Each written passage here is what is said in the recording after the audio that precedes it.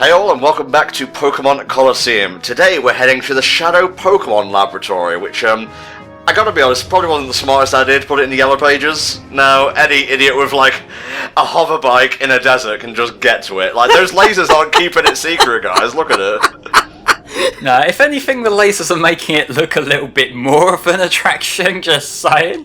Well, to be fair, like, it's not like it's public knowledge, really. We found it by crawling through the under and finding their completely inconspicuous train system and saw the completely hidden from public eye explosion that they set off themselves. So there's no way that a typical man could find this place. Well, except for the fact that, we managed to, steal their front door keys because, they just left them in a random room in a basement somewhere because, of course, you do. To be fair, they blew up part of their base to stop us from getting that key, so you can't fault them for effort and whatnot. But Flame, this is a long part. What can we expect from this, mate? We can expect this base throughout this part. And the next part. Oh. And the part after that. Wow. Because we are going to be in this fucking shithole for quite a while. What, you mean that? It's not a very fun dungeon to run through? It's not a fungeon? Please don't ever say that ever again for a start. But no, I will say this is another one of the sections in Colosseum that does drag on a little bit longer than it probably should. Yeah. Well, I guess we can find other subjects to talk about in the meantime then. Any of you all been playing Mega Man 11? I actually played a little bit into it. I haven't got that far. Like, I've only played a few Robot Masters so far. Like, I don't know, like, it's mainly because I've been busy, but also just I haven't had the same pull to it as I have with a lot of other Mega Man games. That might be because the art style still hasn't grown on me, but Yeah, it is a little bit. It's between, like, 2D and 3D at times, and it looks a little bit jank and jaggy, but, hey, it's a little bit fun if overly easy on casual, because normal puts checkpoints apparently like 7 minutes into a level. Ugh, no, that's not okay. I did notice that problem in that normal is a bit above my natural level, but casual is far too easy. It feels like there's a bit of a weird difficulty scaling going on there. Yeah. Why not just have one universal difficulty level? And this is not like Mega Man specific, but just make a game that has one difficulty that gets gradually harder as you go through.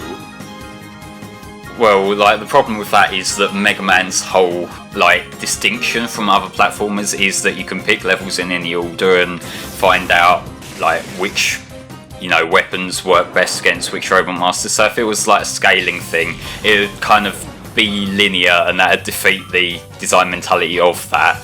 Yeah. So, like, you'd end up in this situation where it'd be all the Robot Masters this, like, lower end difficulty, and then it'd be a big jump as you go into the wily stages. I guess, but, like, wouldn't all the weapons one you've procured, like, prepare you for that and force you to get good? Possibly, but then you could also bring the argument that dying in the Robot Master stages over and over forces you to get good.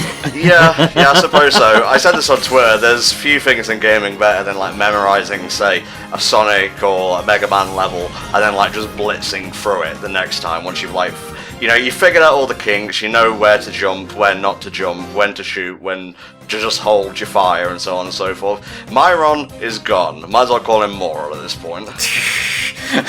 Yeah, we're at that level, we're just insulting the enemies. I'll make you regret seeing me! And then he just takes off his clothes and runs away. It's alright, just keep the lab coat at the very least, mate.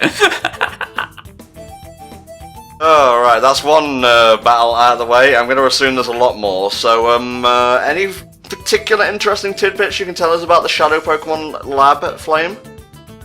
Well, this is the section that we saw from the other side. We're just going to get some fucking goodies here. Yeah, it's kind of useful. Yeah. But, yeah, although saying that, in this run, you will notice that I won't be too reliant on items, and that's because I got good, and I used the effective skills that my Pokemon have, and no, fuck that, I'll just edit it out and constant going back to the health point. But, yeah, that is one of the big problems with this dungeon, in the fact that the health sections, like, I don't think there's actually a health machine here, so you have to leave and go to, like, Mount Battle or another town to heal yourself and then go back in, or you can do the PC exploit, but that actually takes longer, of depositing your Pokemon, then withdrawing them, and they're at full health again.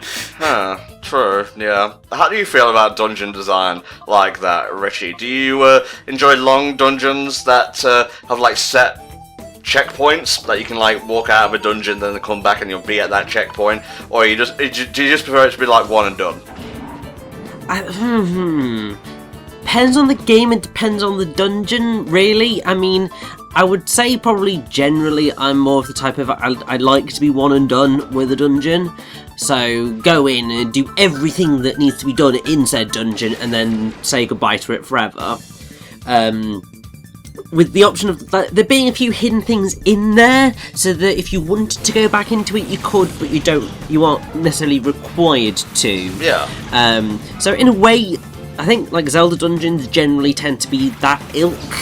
I think that's why they work, and I mean, or if you're gonna sort of go the other route, then stuff like the Mystery Dungeon games have a kind of interesting take on dungeons. Right. And while the dungeons that are really, really, really big can be quite painful to go through, they can also be quite fun and exciting. It just depends on exactly where they're at with certain gameplay mechanics, because I mean the one mechanic that always frustrates me in the Mystery Dungeon games, which I think they got rid of in Gates to Infinity, but then I think they brought it back in for Super Pokemon Mystery Dungeon, and that was the stamina gauge. So basically you had to eat apples, otherwise if that stamina gauge ran out, then you'd start losing health, and it was just awful on really long dungeons because you had to make sure you had apples and stuff in your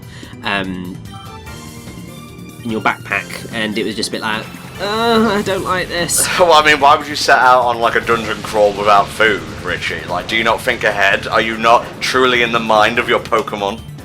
Well, I mean, yes, but it's more of it's just one of those gameplay frustrations where it makes sense in the context of the game, but in terms of actually playing it, it can frequently be more of an annoyance than anything. It's not exactly like, but obviously how the experience chair used to work in Pokemon, in that it did its job, and it was useful, and it made sense, but in terms of actually using it, it just ended up being more time consuming and not as effective as it perhaps could have been. And obviously the change that they're made to it now just makes it that much more useful, and so you have much more freedom in terms of how you're going to tackle things. Okay, let me just stop you there, otherwise we'll be going on forever. Flame, what's your take on like dungeon design, mate? Can you think of some games where the dungeons were really well designed, excluding Zelda, which obviously has, at a base level, pretty decent dungeon design at its core, and some that didn't quite work for you? Well, I do want to just wind back a little bit about that idea of the whole health point thing real quick, in that I think that you have the realism argument and like wandering into a dungeon unprepared, but also as a convenience feature, having regular health points is useful, because it's not like it's a challenge thing, because you're just wasting time, leave the dungeon, go back in, because you're going to go heal anyway, so all it is doing is making it that little bit more convenient for you. But yeah, in terms of dungeons that I think work, I actually kind of do like the dungeons in a lot of Pokemon games. Okay. Like, yeah. I think a lot of them have the right length to them, in the fact that you go in there, you fight some guys, you can catch some old Pokemon, and it's done before it outstays its welcome. Granted, there are some exceptions, particularly in the Shadow Pokemon games, as we're seeing. But yeah, like, it mainly does come down to the length of it, and like that you're in there long enough for it to feel like this is a challenging part of the game, this is your character adventuring through this difficult dungeon, but not long enough that you start thinking, I'm getting a bit bored now, can I do something else? I think like a good example of something that almost outstays its welcome, but it has an air of tension and danger to it, is actually Silph Co, because you're there to save everyone. So like, it should be a struggle to reach Giovanni. When you get there and you like get to fight him, that feels like an achievement in and of itself. But like here, I'm assuming there's a boss at the end, but we're mostly just going through an enemy base. There's not exactly much stakes here beyond furthering the plot. Yeah, I will go back to Silph Co a little bit there. I'll say that the first time you play through Silph Co is fucking annoying. When you realise how you get the card key by stepping on that teleporter, then off it, and then back on it. Oh god. And go down that little narrow corridor at the bottom. Once you realise that's what you do, then it's fine. But it's just that first playthrough where it can get a little bit annoying. Alright, I'm gonna bring out this anecdote again. I've told it before, it doesn't matter, gotta fill time, it's a fucking 30-minute part. I remember going to Asda with my mum when I was about, I would say 9 or 10, roughly around when Red and Blue came out in America at least, because my copy of Red was NTSC. And I just remember, like, I was like stuck on Silph Co. I was like, how the fuck do I get through this? Obviously, it would have been more like, how the frick do I get through this? Because I didn't swear for the longest time, and now I just can never stop. But that's besides the point. I just remember, like, sitting in the car waiting for my mum to come back from shopping. It's like, wait a minute, I could just step on that thing and then step off it again, and I could just walk down the corridor to the right. My child brain could not fucking visualize it until that eureka moment. Well, I remember somehow stumbling upon it when I was a kid and playing it. Then a little while ago, like just a few years ago, when I was replaying Fire Red, and I completely forgot about it. And then I had that eureka moment when I realised again at like 18 or 19 years old. I'm not very smart, just in case you haven't noticed. I have to say, like, trying to think back to when I first played it, I don't necessarily remember having that problem, but then obviously... Oh, look at this smart one here. But then obviously my memory of how I used to play games was pretty abysmal, so like I wouldn't be able to tell you exactly how I was feeling in those moments. But then I know that in general, bar sliding puzzles, my spatial awareness is generally pretty okay, so I probably would have gotten that one. Like, but when it's like an actual sliding puzzle, I'm just like, there's a reason whenever I play Professor Layton games, if it's like an actual puzzle, I will do my damnedest to figure it out. If it's a sliding puzzle, right, out comes the guide, it's not happening. Yeah. Because they're not the types of puzzles that I enjoy. So I'm just like, yeah, no, I'm just going to be a lazy arse with those ones. You've got to master the dual screen setup when you're going through dungeons like this, where there's like a lot of places you can get lost of, like GameCube on one screen, Bulbapedia wiki guide on the other. Oh got no! This. He's gone. He's fucking out of there. Well, you tried at least. Paul, his one move to try was blowing himself up. Like that's usually a last result, just saying. Usually, but that is sort of the whole point of it. Fucking nice. It's great. So we've covered Mega Man 11, we've covered dungeon design and preference and whatnot. Flame, now it's your turn to come with a topic. Oh shit.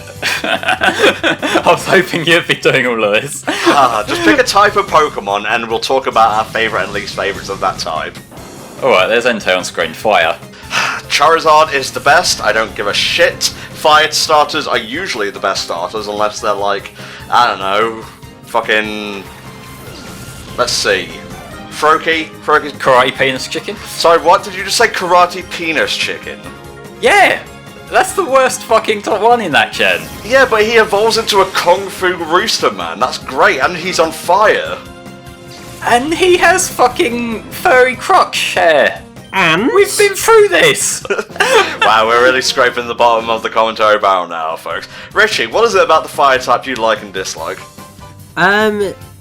Well, what is it about the fire type that I like? Generally, pretty much all the Pokemon that have that type are pretty awesome, and also, it's a pretty useful type in the sense of a lot of Pokemon. Well, not necessarily even that it's got most type advantages, but it feels powerful even when it's not necessarily powerful. I don't know. It might just be a lot of the Pokemon designs. I suppose in terms of not liking it is that certain generations are generally pretty piss poor in presenting you fire types for a very long period of the game. 4 is a prime example of that.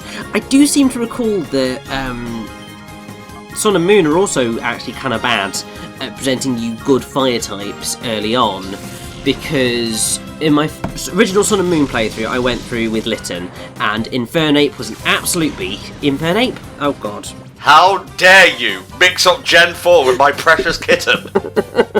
Incineroar, they both begin with I, that's where the mistake happened. Incineroar just beasted so many fights, he was incredible.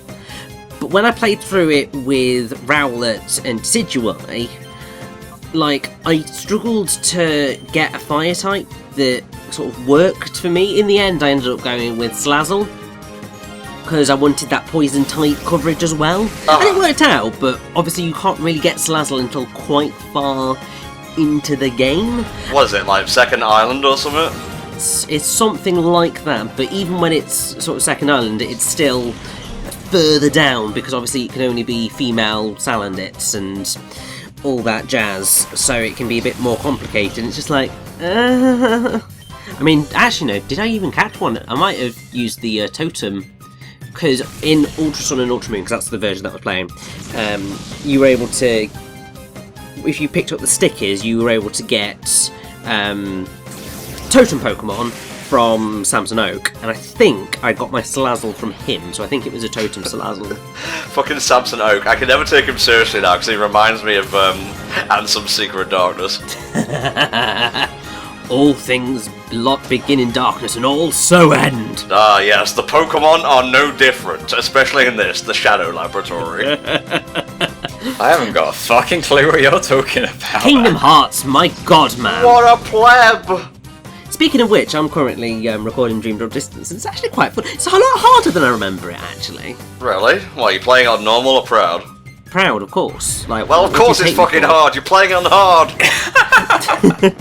Well, yeah, but no, like, looking back at, like, when I was, because I was obviously somewhat recently finished Birth by Sleep in terms of doing commentary and stuff, and, like, I don't, even though there were certain bits that were a bit of a challenge, like, it was a much easier flow. I think it's, I don't, there's just something in Dream Drop Distance, it might just be the HD version that's not, something's not clicking quite as well, but it feels harder than I remember it.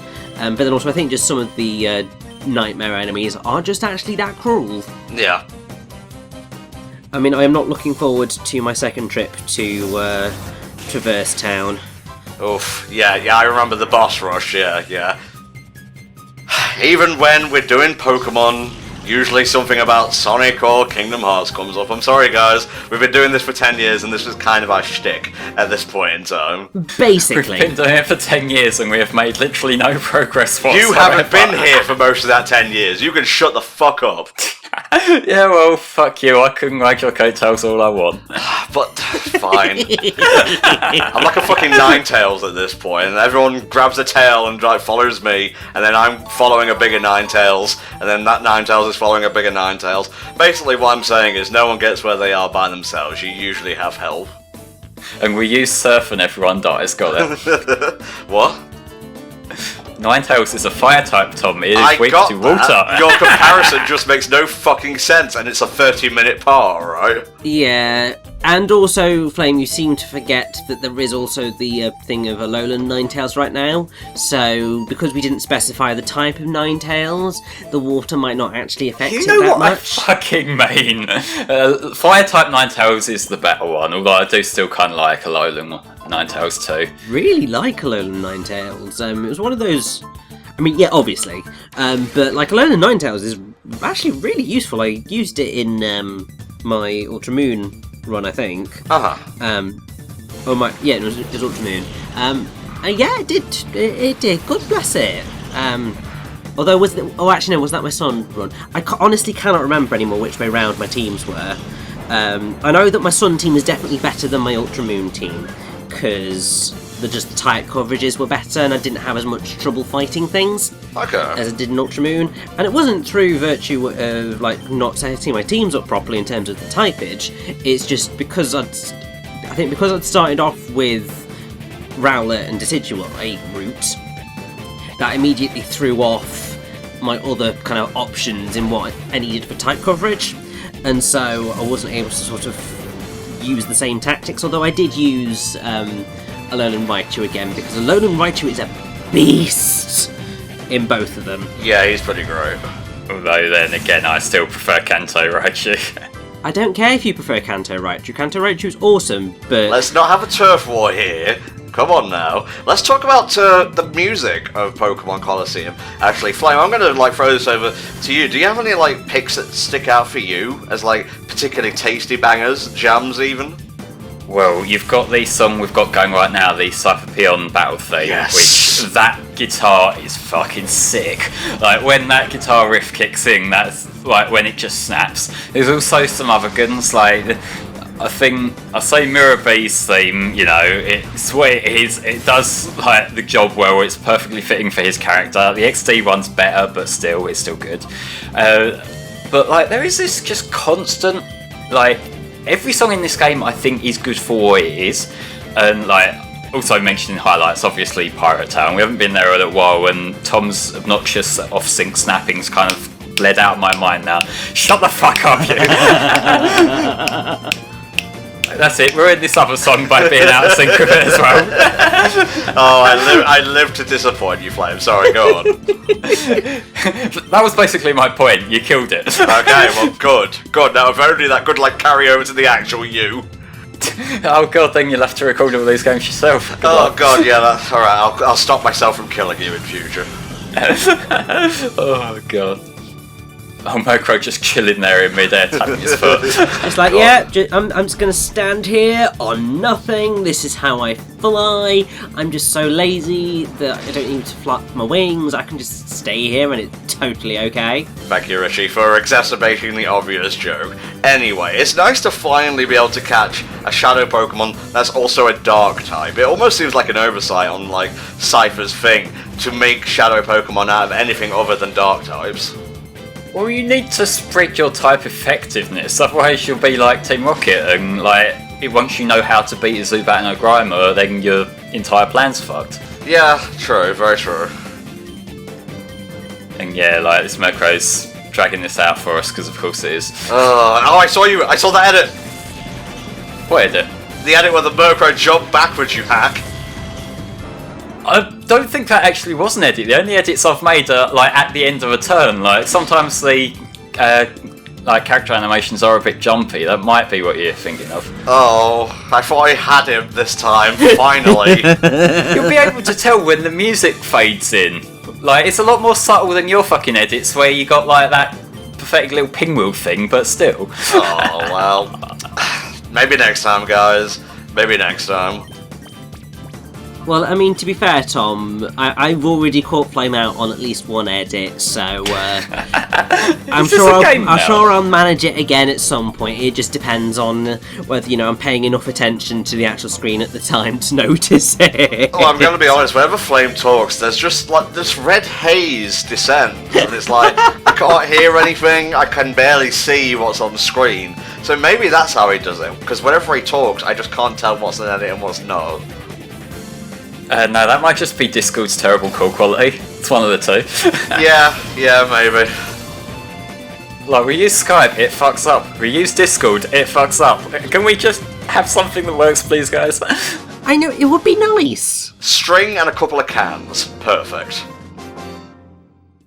I already mentioned Skype. Ha. No, Flame. Skype is a little bit better than that. Come on. At least their cans are titanium. Oh, I guess that might be why it gets so metallic whenever the quality starts dropping. Very true, very true. Okay, these peons keep jumping out of nowhere, which I'm gonna be honest, it makes it sort of arbitrary, the challenge. It's you never know where one's gonna be. You might as well just have them already standing there if they're gonna drop down anyway. Well, I think it's kind of adding that extra level of, I guess, difficulty really, in that you can't really plan ahead as to where they are, so you've got to keep an eye on your Pokemon's health levels and that, because it's not like a traditional enemy team where you can sort of know where to go to dodge them. It's kind of deliberately making you fight them, which I guess that is another thing that he's dragging it out. But in universe, that makes more sense than the guy just standing there tapping his foot. Wait, as you very slowly walk behind him and he can't clock on. God, if only I was programmed with the ability to do a complete 360. God, damn you, Arceus, damn you! Yeah, peripheral vision hasn't been patched in yet. Alternative joke, their visors don't allow them to see like a full 360, so... Well, I mean, also, you know, your eyes don't go 360 degrees. They do in the Pokemon world, ergo my joke works.